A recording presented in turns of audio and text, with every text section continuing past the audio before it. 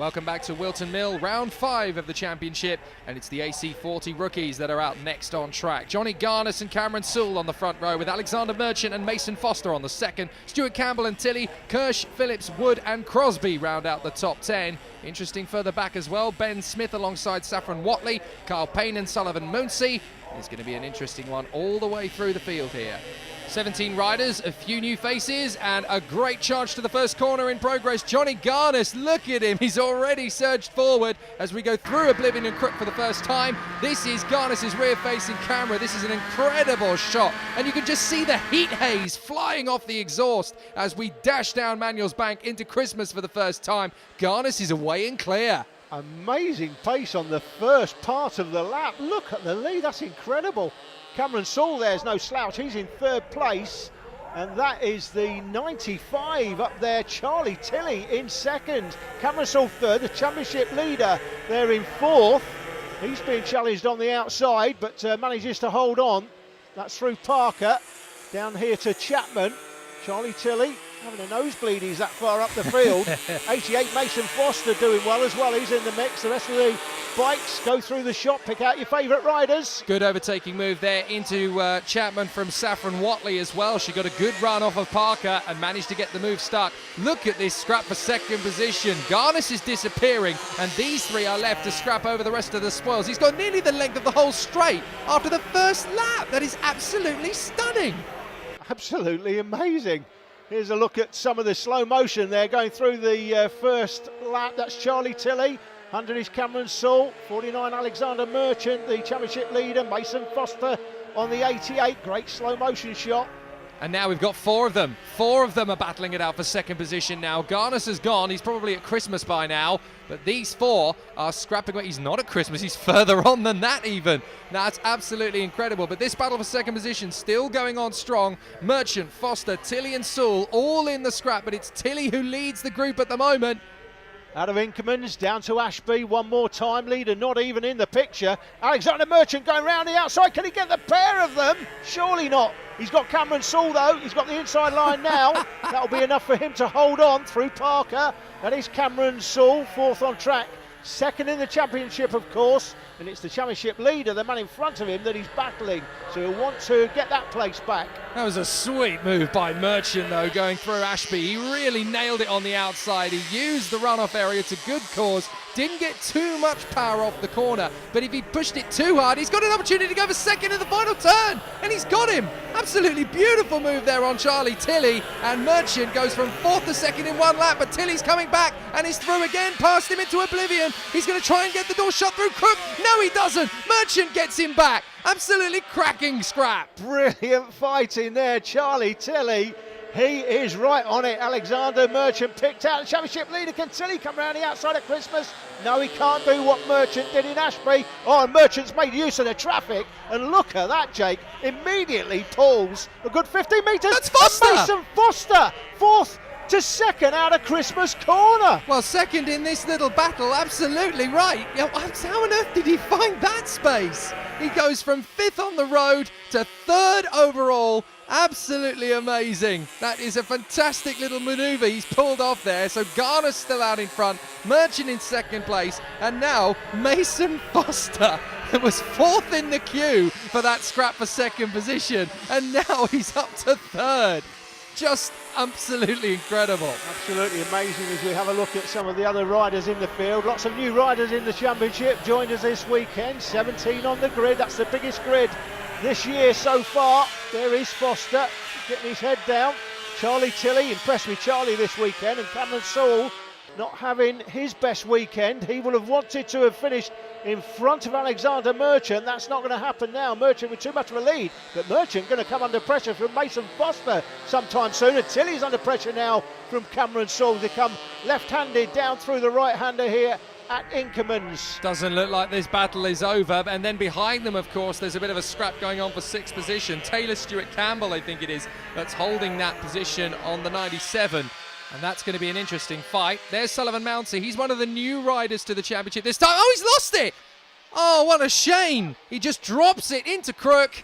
Now, he's still got plenty of time to get back on the bike, but, well, it's a character-building first round in the cool FAB-Racing Championship for Sullivan Mounsey. That's such a shame.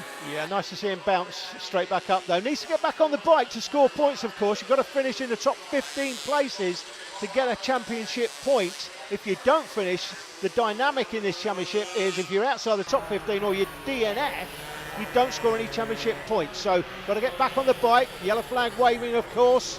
That's Alexander Merchant, so he's obviously not back on the bike yet. He's getting some assistance there. Can he get it going again? And the requirement as well is even if you're classified 15th, but you don't cross the finish line, you're not eligible for points. You have to cross the finish line. Correct. You've got to finish the race to score championship points. It's one of the dynamics in this championship that I do like so much. If you DNF, don't score any championship points, it can make such a difference in the overall championship standings. Mason Foster on the 88's trying to hunt down Alexander Merchant. He's getting closer. It doesn't look like he's getting close enough, though. No, they got past Josh Kirsch nicely enough. That was his opportunity, really, to utilise the traffic to gain a bit of ground. He didn't gain as much as he would have liked.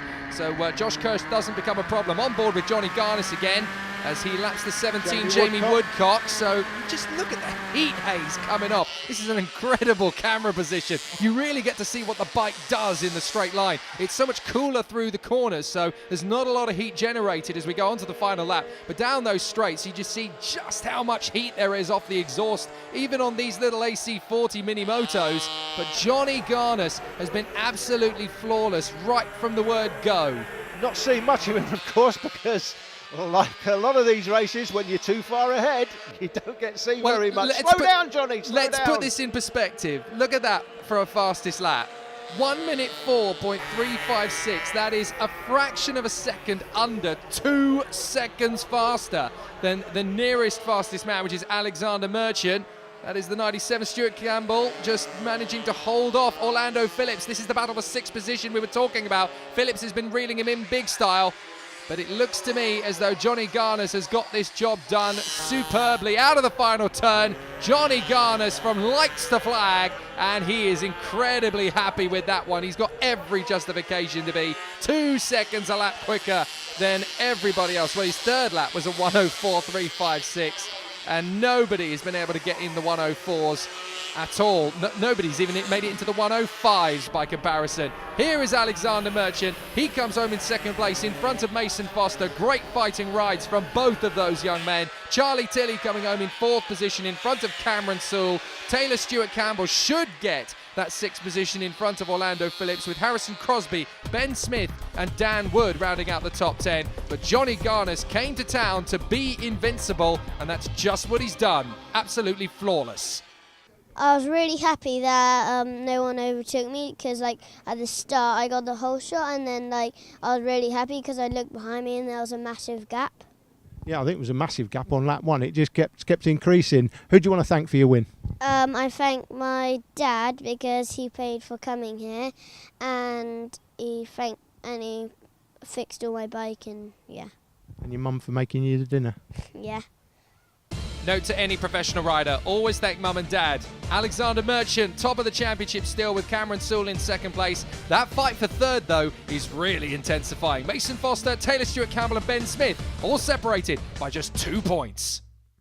Just time to bring you brief highlights of the MotoTeam and Pitbike 140 race in this programme. It was Dane Blackburn who would be away with the fairies at the start. It was a Johnny Garnis type of performance in this one. Blackburn would be away and gone in the Pitbike 140 race. The rest of the bikes up through Christmas Corner. Abs Thomas making an appearance this weekend and running well. Looks like she's through to second place down the inside. I think that's George Hopper she's just passed, and that's Sean Whittaker to the right there. Hopper holds on to third. And Abs Thomas has actually got written on the back of her overalls, I've noticed, the word cheers as she passes every rider she overtakes. She's obviously giving a cheeky little thank you for the memories, boys. Up into second position she's gone. Great riding through the field as Sean Whittaker tries to take on George Hopper.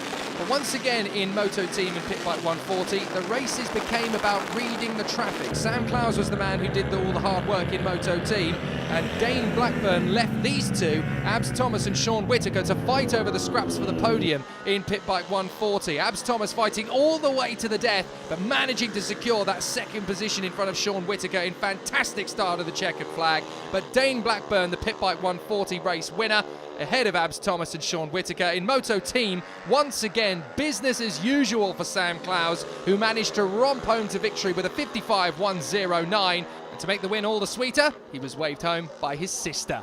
Tony Campana Sr. and Steve Ball, second and third position. You can catch all the action from that race on the FAB-Racing YouTube channel, by the way. Commentator Tom Brooks will take you through all of that. In Mini F1 sidecars, it was business as usual at Whilton Mill from Team Williams, taking the victory in front of Stainer Racing after their scrap with Big Girl Racing. Plenty more action from FAB-Racing here at Whilton Mill after the break. Don't go away.